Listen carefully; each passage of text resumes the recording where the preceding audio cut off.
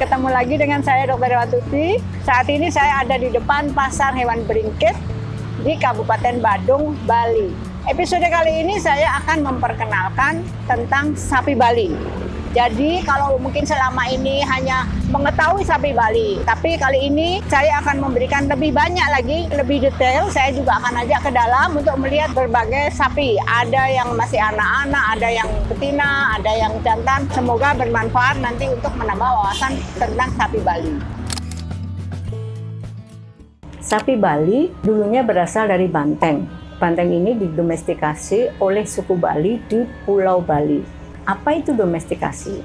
Domestikasi artinya dipelihara, kemudian dikembangbiakkan. Berkembang biak itu sapi Bali di Pulau Bali, dan sampai sekarang bahkan sapi Bali ini sudah menyebar ke berbagai daerah di luar Bali, seperti ke Sulawesi, Kalimantan, NTT, NTB, Sumatera, Jawa. Nah, semua tempat penyebaran sapi Bali itu bisa berkembang, kecuali di Jawa Barat. Bahkan di Jawa Barat ini punah ya. Kenapa sapi Bali sampai tidak bisa berkembang di Jawa Barat? Karena di Jawa Barat itu terkenal di sana dengan ternak domba. Nah, domba ini dia sebagai carrier atau pembawa penyakit ingusan.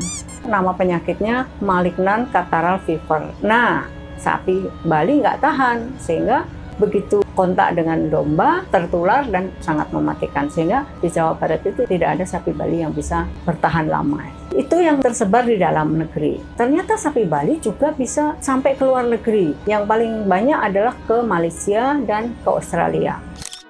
Sapi Bali ini mempunyai keistimewaan. Dia bisa beradaptasi dengan lingkungan yang tidak bersahabat di Bali. Kalau misalnya Anda bisa ke Bali melihat itu, kadang-kadang ada sapi yang dilepas di lapangan 24 jam tanpa ada pelindung.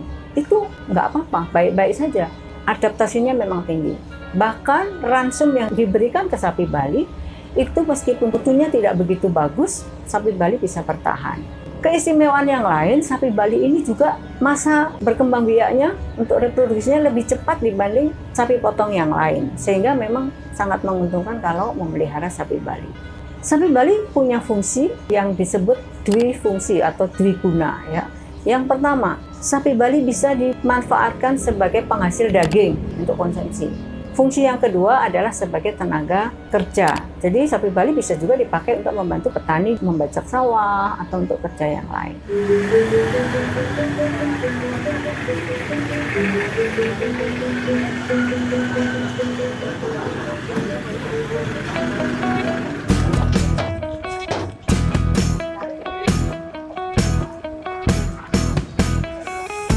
Untuk lebih jelas mengenal sapi Bali, sekarang saya ada di Pasar Hewan Bringkit di Kabupaten Badung, Bali. Kita lihat sapi yuk.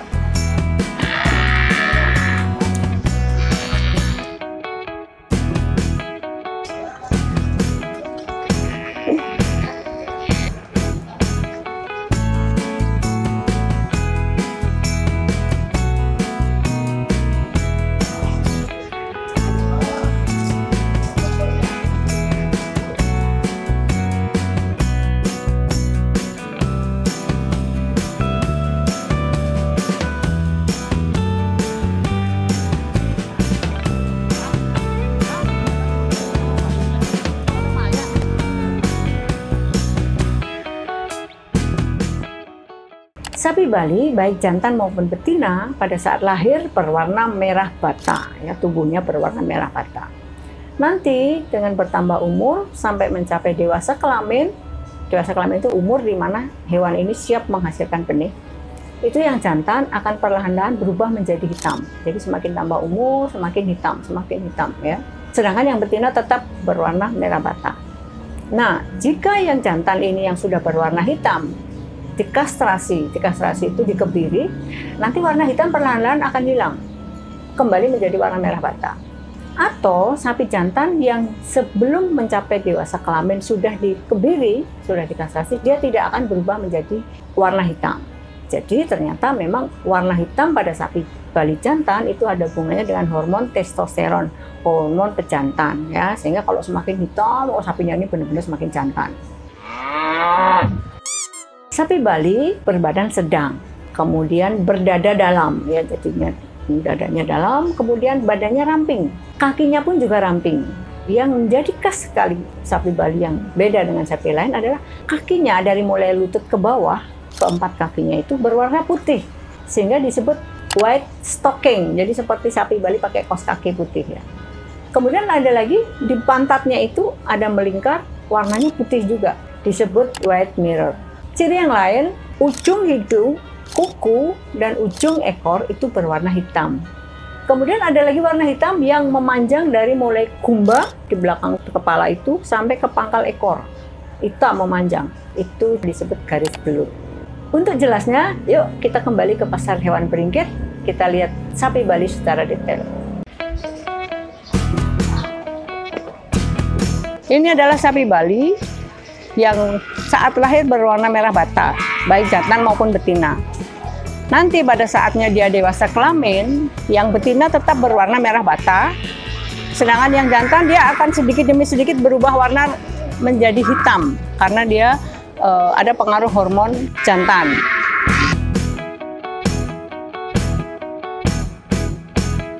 Kemudian yang khas juga adalah kaos kaki warnanya putih, disebut white stocking. Kemudian ada warna putih juga di pantat, disebut white mirror. Jadi kaca putih di pantatnya, di belakang.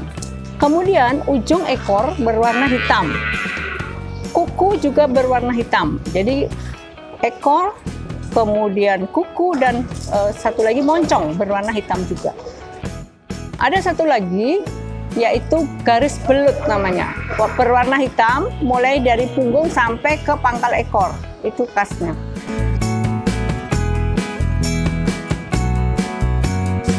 Nah, untuk tanduk sapi Bali itu banyak sekali macamnya ya. Ada yang ke belakang, ada yang ke samping, ada yang ke atas. Nah, ini ada beberapa contoh, nanti bisa dilihat.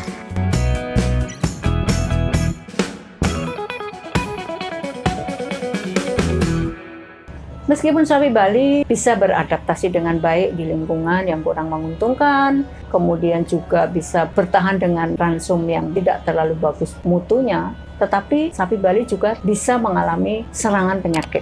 Penyakit-penyakit yang bisa mengenai sapi Bali antara lain adalah mikroba. Mikroba itu makhluk kecil ya, bisa bakteri, bisa virus, protozoa, rickettsia, jamur. Yang kedua, parasit. Bisa parasit internal, parasit dalam, maupun parasit eksternal, parasit luar. Yang internal itu contohnya seperti cacing. Kemudian kalau yang di luar biasanya penyakit-penyakit karena tungau ya, penyakit kulit, menyerang kulit. Kemudian gangguan metabolisme. Biasanya metabolisme ini dihubungkan dengan ransum ya, sehingga ada defisiensi nutrisi.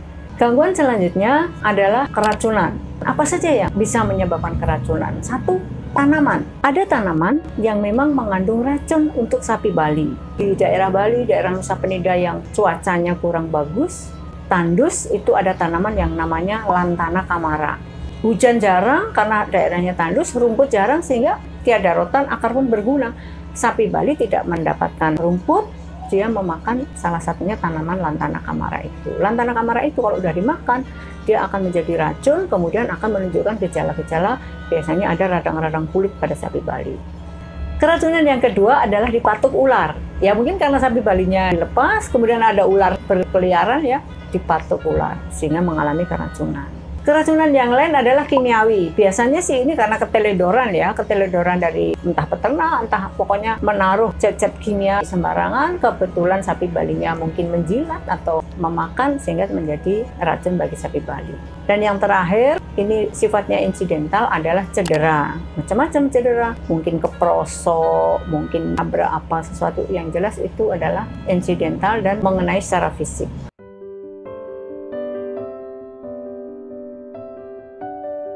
Demikian tadi sedikit informasi tentang sapi Bali, kemudian juga sudah saya ajak jalan-jalan untuk melihat sapi Bali secara langsung. Semoga ada gunanya untuk menambah wawasan tentang sapi Bali.